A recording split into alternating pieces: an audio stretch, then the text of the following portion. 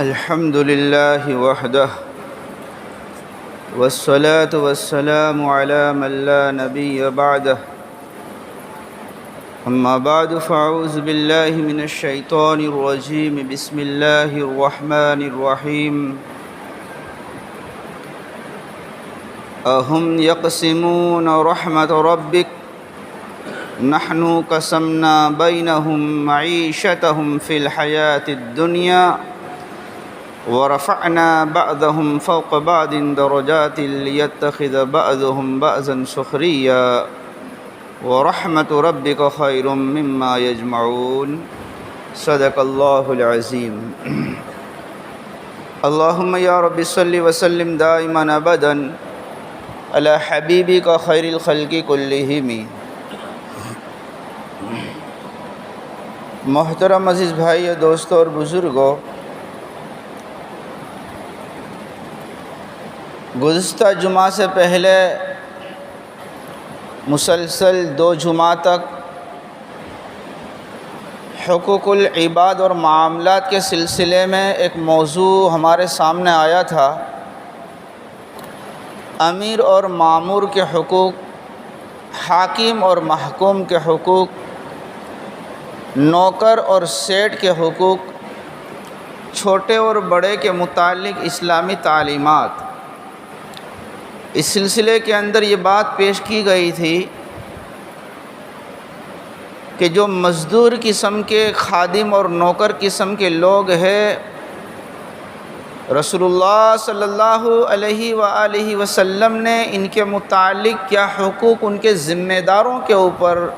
ان کے آقاؤں کے اوپر، ان کے سیٹ کے اوپر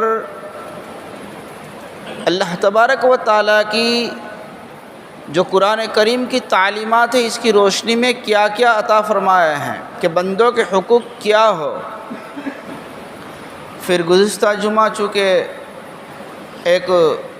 خاص موضوع تھا، دعوت و تبلیغ کے اعتبار سے اس سلسلے میں ضروری بات پیش کی گئی تھی.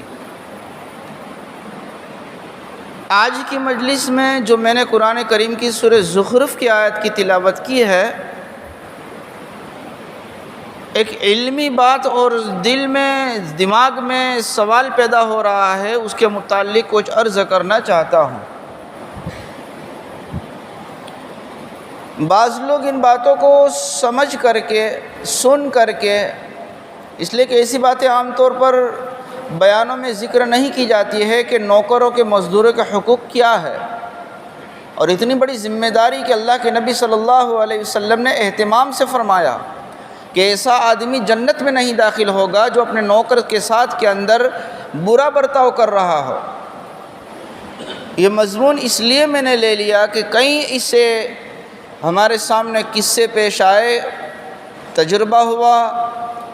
وہ غریب کہے تو کس کو کہے اور اپنی دل کی بھڑاس کس کے سامنے نکالے. ان میں سے 2 سیمپل اور مثالیں آپ کے سامنے پیش کر رہا ہوں کہ یہ چیز ہے کہ جس کی وجہ سے ان باتوں کو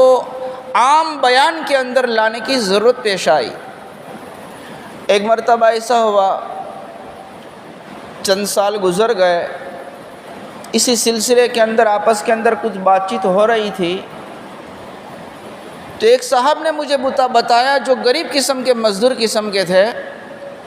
کہا مولانا کیا بات کر رہے ہیں، ایسا بھی ہم نے دیکھا ہے کہ جب ایک مزدور، اسی کی بات ہے، یہاں کی بات ہے، جب کسی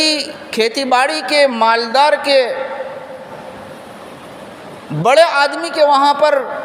اپنے بیوی بچوں کے پیٹ پالنے کے لیے مجبوری کی وجہ سے جب وہ مزدوری کے لیے جاتا ہے، داڑیا بن کر کے جاتا ہے، نوکر بن کر جاتا ہے، خادم بن کر جاتا ہے، تو کتنا پاس و لحاظ ہوتا ہے، کتنا ظلم ہوتا ہے. میں سیمپل دے رہا ہوں اور ایک داخلہ اس نے دیا. آج تک جس وقت سے سنا ہے میرے دل کے اندر ابھی بھی درد ہے اس کا. فرمایا رمضان کا مہینہ تھا اور اس باغ کے اندر، کھیتی باڑی کے اندر کام کرنا تھا. دیسی کھاد، کوڑے کڑکٹ کا، اکیڑا کا نکال کر، جس کو چھاڑیاں کھاد بولتے ہیں،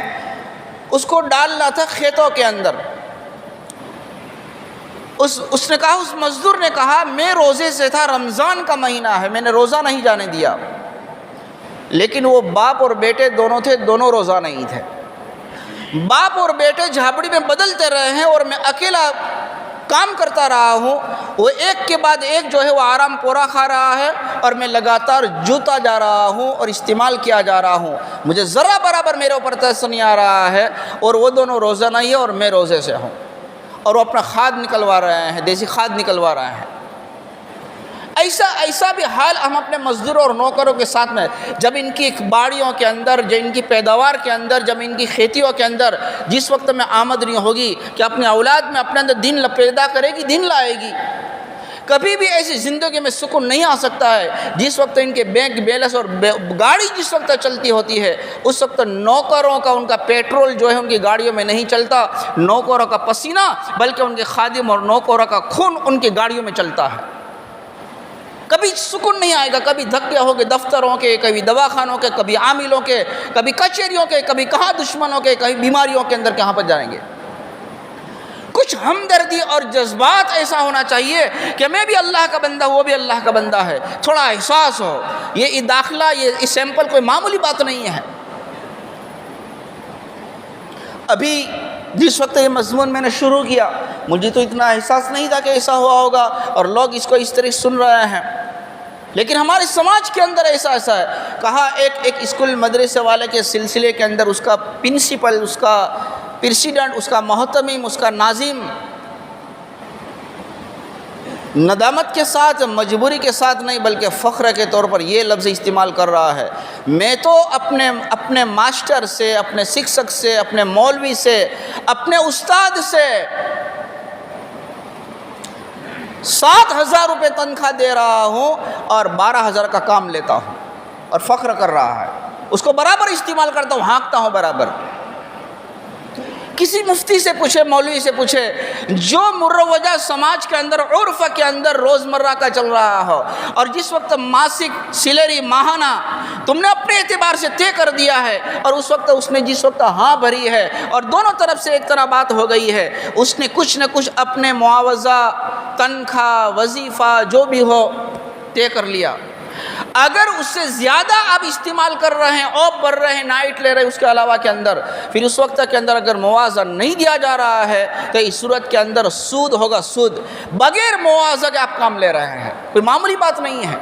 اور وہ بات تو پہلے میں نے کہی دی، وَيْلٌ لِّلْمُطَفِّفِينَ الَّذِينَ إِذَا اكْتَالُوا عَلَى النَّاسِ يَسْتَوْفُونَ۔ ہلاکت اور بربادی ان لوگوں کے لیے جو نوکر، خادم، جو مزدور، جس وقت کہ ان کو کسی قسم کی امانت کے بارے میں وقت دیا جاوے تو اس کے اندر جو ہے وہ ڈانڈی مارے، اس کے اندر چوری کرے، امانت میں خیانت کرے، پورا وقت نہ دیوے۔ 6 گھنٹے کا مثال کے طور میں نے کہا تھا اس سے پہلے 10,000 روپے اس کی تنخواہ طے ہوئی ہے، لیکن وہ جو ہے سیٹھ صاحب نہیں ہوتے ہیں، سی سی کیمرے نہیں ہوتے ہیں، کوئی دیکھنے والا نہیں ہوتا ہے، 2-3 گھنٹے جو ہے ادھر ادھر سیر سپاٹے میں، سونے میں، باتیں کرنے کے اندر، پان کھانے میں لگا دیتے ہیں۔ تو اس وقت کے اندر جیسے اسکول و مدرسوں کے اندر کبھی کبھی ہوتا ہے،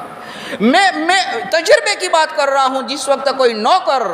کوئی ملازم، کوئی خادم، کوئی شکشک، کوئی ماسٹر اگر کسی فیکٹری کا، مدرسے کا، اسکول کا، کالج کا اگر ایسا کام کرتا ہے، خیانت کرنے کا پورا وقت نہیں دے رہا ہے، یاد رکھے ان کے چہروں پر کبھی بساست نہیں ہوگی، ان کی روزی میں کبھی برکت نہیں ہوگی، ان کے زندگیوں میں کبھی سکون نہیں ملے گا، چاہے لاکھ اس کے سیٹ کو، اس کے آقا کو، اس کے محتم صاحب کو معلوم نہ ہو، لیکن ایسا کرنے کی وجہ سے کبھی بھی سکون نہیں ملتا۔ اس لیے ایک ہاتھ سے تالی نہیں بجتی میرے بھائیوں، یہ معاشرت اور معاملات کی زندگی کو بہت ہی سنبھال کر لینا ہے۔ یہ بات تو مجھے گزشتہ جو مضمون تھا اس سلسلے کے اندر پیش کرنی تھی، اس لیے میں نے اس مضمون کو اٹھایا۔ اب جو سوال پیدا ہوتا ہے اس کی طرف میں تھوڑا شرعی طور پر نشاندہی کرنا چاہتا ہوں۔ کبھی تھکا ماندہ آس توڑ کر نراسا مزدور کمر پر ہاتھ رکھ کر یوں کہتا ہے، کبھی ہوتا ہے صفائی کرنے والے کہ یار یہ کرسی کے ادھر بیٹھا ہے، ٹیبل کے ادھر بیٹھا ہوں، یہ بنگلے میں بیٹھا ہے، میں یہاں بیٹھا ہوں، وہ اے سی میں بیٹھا ہے، میرے یہاں پر چھپڑ بھی نہیں ہے۔ تو کبھی کبھی اس قسم کے نوکروں کو، غریبوں کو، تنگ دستوں کو، فقیروں کو دل کے اندر کچھ نہ کچھ کبھی ہوتا ہے، میں ایسا ہو جاتا۔ وہ ایسا ہو گیا ہے۔ اور کبھی اس کا نتیجہ یہاں پر ہوتا ہے کہ ایمان میں تزلزل، ایمان کے اندر ڈگمگاہٹ، اور اللہ کی تقدیر اور قسمت کے اوپر کبھی شکایت ہو جاتی ہے کہ اللہ نے انصاف نہیں کیا ہے، کہ اس کو مالدار بنایا، مجھے غریب بنایا۔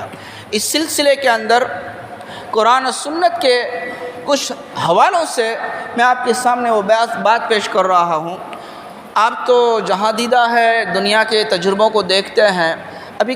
قریبی زمانے کے اندر میخائیل گورباچوف کے زمانے میں سوویت یونین جو ٹوٹا ہے، انہوں نے کمیونسٹ اور دنیاوی مالی اکنومی مساوات اور برابری کا اتنا بھوت اونچا کیا تھا کہ نہ کوئی مالدار ہو نہ کوئی غریب ہو، سب کے سب کو ایک لکڑی سے ہانکا جاوے۔ سالوں تک محنت کی، پتہ نہیں کیا ظلم کیا، کیا قانون لاگو کیا، لیکن ایک زمانہ یہ آیا کہ اللہ کے قانون کے مقابلے میں کبھی کسی مخلوق کا سرکار کا قانون نہیں چلتا ہے۔ یہ فطرت ہے، فطرت، یہ ایک انسانی طبیعت ہے کہ ایسا اتار اور چڑھاؤ ہو، مالدار اور غریب ہو، امیر اور معمور ہو، نوکر اور سیٹ ہو، ماں اور باپ ہو۔ اگر ایسا نہ ہو تو یہ پوری کی پوری دنیا کا نظام درہم برہم ہو جاوے۔ قرآن کہہ رہا ہے اس کے بارے کے اندر، سورہ زخرف کی آیت کریمہ میں نے خطبے کے اندر تلاوت کی ہے، پہلے اس کو پڑھ کر اس کا ترجمہ کر رہا ہوں۔ اہم یقسمون رحمت ربک نحن قسمنا بینہم معیشتہم فی الحیات الدنیا۔ شروع سے مضمون چلا آ رہا ہے، جب مکہ المکرمہ میں پیارے آقا در یتیم حضرت محمد رسول اللہ صلی اللہ علیہ وسلم کو اللہ تعالیٰ نے نبوت کا تاج سر فرمایا، یتیم کے گھر کے اندر، غریب کے گھر کے اندر کوئی سہارا نہیں ہے، تو یہ عتبہ، شیبہ، ابو لہب، ابو جہل، یہ بڑے بڑے لیڈر مالدار جو سردار تھے نا، ان کو یوں ہوا کہ مکہ اور طائف کے دو شہروں میں سے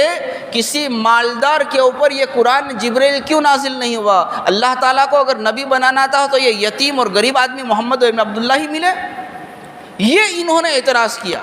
یعنی نبوت کو، روحانیت کو، علم کو تقسیم کرنا شروع کر دیا انہوں نے، اپنی جائیداد کو سمجھا کہ مالدار نبی ہونا چاہیے۔ اس پر اللہ تعالیٰ نے فرمایا، کیا وہ لوگ اپنے رب کی رحمت کو تقسیم کرتے ہیں؟ نحن قسمنا بینہم معیشتہم، ہم نے ان کی دنیا کی زندگی کے اندر ان کی روزی روٹی کو تقسیم کر دیا ہے۔ جب بچہ اس کی ماں کے پیٹ کے اندر 40 دن نطفہ، اس کے بعد علقہ بندھا ہوا خون، اس کے بعد مضغہ 40 دن گوشت کی بوٹی، جب 4 تیری بار 120 دن ہو جاتے ہیں تو پھر فرشتے جو فیکٹری کے اندر کام کرتے ہیں وہ اللہ تعالیٰ سے پوچھتے ہیں ان کی عمر کتنی لکھنی ہے، اے صالح ہے، اے ایسا ہے، اس کی موت کب آئے گی، اس کا رزق، یہاں تک کہ اس کا رزق کتنا ہوگا وہ بھی لکھا جاتا ہے، لکھ دیا جاتا ہے۔ ایک روایت میں آسمان و زمین کے پیدا ہونے سے ہزاروں سال پہلے ہر انسان کی قسمت میں اس کی روزی لکھ دی جاتی ہے۔ تو اللہ تعالیٰ فرما رہے ہیں، نحن قسمنا بینہم معیشتہم فی الحیات الدنیا، ہم نے دنیا کی زندگی کے اندر اس کی روزی روٹی کو، اس کے مالدار اور غریب ہونے کو سب لکھ دیا ہے۔ پھر فرمایا وَرَفَعْنَا بَعْضَهُمْ فَوْقَ بَعْضٍ دَرَجَاتٍ، اور دنیا کے اندر بعض کو درجوں کے اعتبار سے، رتبوں کے اعتبار سے، پوسٹ کے اعتبار سے بعض کو اونچا نیچا بنایا ہے، بعض کو ٹیبل کے ادھر، بعض کو ٹیبل کے ادھر، بعض کو بنگلوں کے اندر، بعض کو جھپڑوں کے اندر۔ یہ اللہ کا نظام ہے۔ یہ کیوں سب کو ایک لکڑی سے مالدار کیوں نہیں بنایا؟ لیتخذ بعضهم بعضا سخریا، تاکہ یہ نظام رزد، یہ نظام اخذ و رزد، لینے اور دینے کا، معاملہ کرنے کا یہ نظام اسی وقت ہو سکتا ہے کہ انسان کو ایک دوسرے کی ضرورت پیش آئے، ایک انسان دوسرے انسان اپنی ضرورت کے اندر محتاج رہے۔ اگر سب مالدار ہو جاوے اور کوئی کسی کا محتاج نہ رہے تو پھر گھر میں جھاڑو دینے کے لیے، پھر ٹوائلٹ صاف کرنے کے لیے، راستوں کو صاف کرنے کے لیے، بیماروں کی تیمارداری کرنے کے لیے، پتہ نہیں کیا کیا، ہر ایک حکم کرے گا اور کوئی کسی کا جو ہے وہ خدمت کرنے والا نہیں بنے گا۔ لیتخذ بعضهم بعضا سخریا وَرَحْمَةُ رَبِّكَ خَيْرٌ مِّمَّا يَجْمَعُونَ، اور تیرے پروردگار کی رحمت بہتر ہے جو وہ جمع کرتے ہیں۔ یہ سورہ زخرف جو ہے اس کی آیت شریفہ پوری ہوئی۔ قرآن کریم کی ایک جگہ پر اس سے عجیب واضح ہے کہ بعضوں کو جو ہے غریب اور بعضوں کو مالدار بنایا ہے۔ اللہ تعالیٰ فرماتے ہیں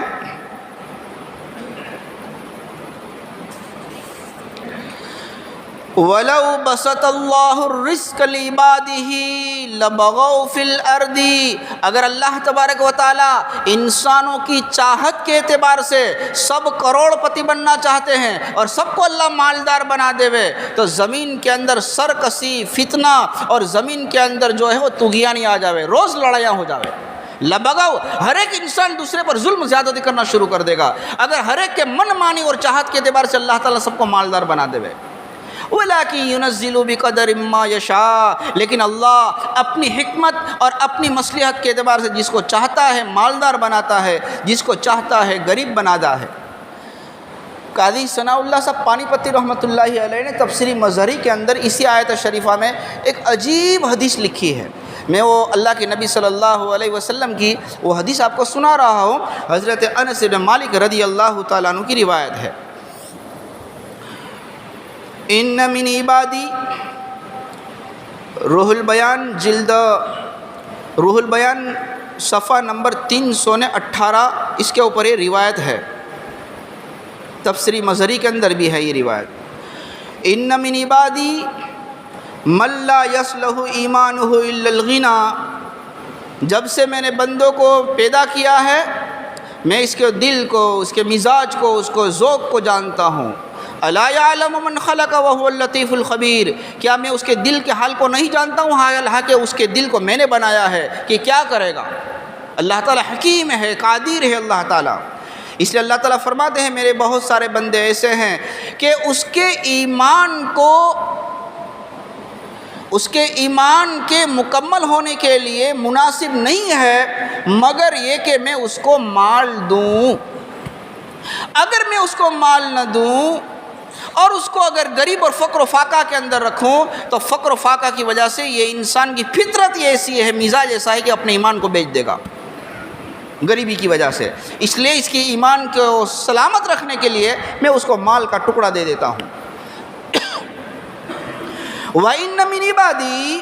مَن لَّا يَصْلُحُ إِيمَانُهُ إِلَّا الْفَقْرَ وَلَوْ أَغْنَيْتُهُ لَأَفْسَدَهُ ذَلِكَ، اور میرے بندوں میں سے بہت سارے بندے ایسے ہیں کہ ان کی ایمان کی سلامتی اور صلاحیت اسی کے اندر ہے کہ میں اس کو غریب رکھوں، فقر و فاقہ میں، تنگ دستی میں رکھوں۔ وَلَوْ أَغْنَيْتُهُ، اگر میں اس کو مالدار بنا دوں تو جس طریقے سے مثال کے طور پر شیخ سعدی رحمۃ اللہ علیہ نے فرمایا ہے، اگر بلی کو پر مل جاوے اور اگر گدھے کو جو سنگ مل جاوے تو پتہ نہیں کیا ظلم ڈھائے گا۔ اسی طریقے سے اگر غریب کی فطرت کو اللہ جانتے ہیں، اگر اس کو اگر مالدار بنا دے تو وہ اپنے ایمان کو سرکشی، ظلم و زیادتی اور طغیان فساد کی وجہ سے ایمان کو برباد کر دے گا۔ اس کی مصلحت اسی میں ہے کہ اس کو غریب رکھوں، اس کی مصلحت اسی میں ہے کہ اس کو مالدار رکھوں، یہ اللہ کی تقسیم ہے، اسی میں ہم کو راضی رہنا چاہیے۔ حضرت انس بن مالک رضی اللہ تعالیٰ عنہ اس روایت کو نقل کرنے کے بعد میں فرماتے ہیں، اللہم انی من عبادک المؤمنین الذین لا یصلحهم الا الغنی فلا تفقرنی برحمتک، اے اللہ تیرے وہ مومن بندے کہ ان کو مالداری کے علاوہ کوئی چیز اس کے ایمان کو سلامت نہیں رکھ سکتی ہے، بس میں تو کہ تیرا کمزور بندہ ہوں، مجھے جو ہے اپنے مال کا وافر حصہ عطا فرما اور مجھے غریبی عطا نہ فرما۔ حضرت انس فرماتے ہیں، حضرت حسن بصری فرماتے ہیں، یبسط اللہ الرزق مکرم بہ ویقدر علی ولیہ نظرا لہ فطوبی لمن نظر اللہ لہ، اللہ تبارک و تعالیٰ اپنے دشمن کے ساتھ کے اندر مکر کر کے اس کے رزق کو بڑھاتے ہیں اور اپنے ولی کے اوپر نظر و شفقت کر کے رزق کو گھٹاتے ہیں۔ بہت ہی مبارک ہے وہ بندے اللہ تعالیٰ جس کے اوپر ایسی نظر کر لے۔ تو ہر ایک کو